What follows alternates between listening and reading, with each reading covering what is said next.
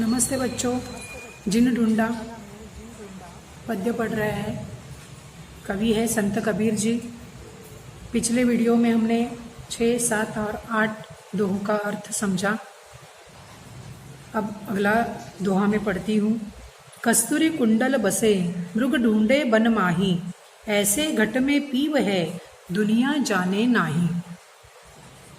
बच्चों, कबीर जी कहते हैं कि कस्तूरी हिरण के नाभि में होती है और कस्तूरी की जो सुगंध होती है वह चारों तरफ फैलती है और हिरण को तो पता ही नहीं है कि यह अच्छी खुशबू कहाँ से आ रही है और इसलिए उस खुशबू के पीछे पीछे वह पूरा वन ढूंढ लेता है। लेकिन कस्तूरी होती है हिरण के नाभि में और उसकी सुगंध में वह मस्त होकर पूरे वन में खोजता है उसे। इसी प्रकार ईश्वर का जो भक्त है वह भक्त भी ऐसा ही होता है। वह भक्त अपने भगवान के लिए मारा मारा फिरता है। सारे मंदिर, मस्जिद, गुरुद्वार घूमता हुआ फिरता हुआ हमें दिखाई देता है और भगवान से प्रार्थना करता हुआ दिखाई देता है। हर एक मंदिर में जाकर वह भगवान से विनती करता है और उसे दया उसके आगे झुकता है, नतमस्तक होता है और सुख मांगने के लिए वो उसे विनती करता है।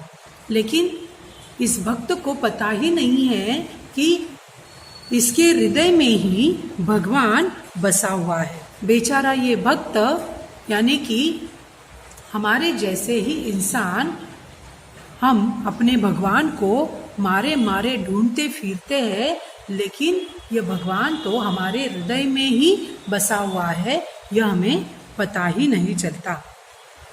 इसलिए संत कबीर जी कहते हैं कि भगवान को यहाँ वहाँ मत ढूंढो, वह तुम्हारे अंदर ही बसा हुआ है, तुम्हारे हृदय में ही बसा हुआ है। और इसलिए हमें हर एक व्यक्ति से अच्छा बर्ताव करके उसे अच्छी तरह से अगर हम पेश आएंगे तो भगवान तो हमें जरूर दिखाई देगा। अगला दोहा। जिन ढूंढा तिन पाइया गहरे पानी पैठ, जो बौरा डूबन डरा रहा किनारे बैठ। यहाँ संत कबीर जी कहते हैं कि हम तो पानी में बहुत तैरते हैं, डूबते हैं, लेकिन यह तो सिर्फ मज़े के लिए। पानी में डूबना तैरना हमें अच्छा लगता है, उसका मज़ा लेना अच्छा लगता है, इसलिए हम इस प्रकार मज़े लेते हैं। लेकिन इस पानी में जो रत्न होते हैं, मोती होते हैं, उन्हें अगर हमें पाना है तो हमें पानी की गहराई तक जाना पड़ता है। पानी के अंदर ही अंदर गहराई तक जब हम जाएंगे तो ही हमें ये अनमोल रत्न मिल सकते हैं। और जो व्यक्ति पानी के गहराई तक जाने के लिए बिल्कुल भी नहीं डरता, उसे ही ऐसे अनमोल रत्न प्राप्त होते हैं। लेकिन जो पानी में डूबने से ही डरता है, पानी में उतरने के लिए ही डरता है और सिर्फ किनारे पर बैठा रहता है, उसे कभी भी ऐसे अनमोल रत्न प्राप्त नहीं होते। यानी कि हमें कोई भी अगर अच्छा फल, काम का अच्छा फल पाना है तो हमें उसके लिए कड़ी मेहनत करना जरूरी है। ऐसा भी एक अर्थ से यहाँ कबीर जी कहना चाहते हैं। अगला दोहा।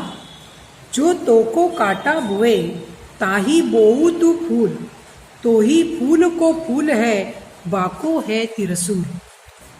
यहाँ कबीर जी कहते हैं जो तुम्हारे रास्ते में कांटे डालते हैं, तो आप क्या करेंगे?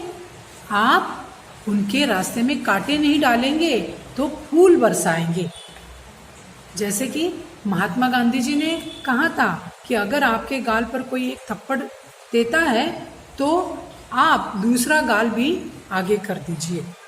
ये हम हर बार तो नहीं करते हैं, लेकिन अगर हमें किसी भी चीज़ का अच्छा नतीजा पाना है तो हमें कभी कभी ऐसे शांति से बर्ताव करना बहुत ज़रूरी है।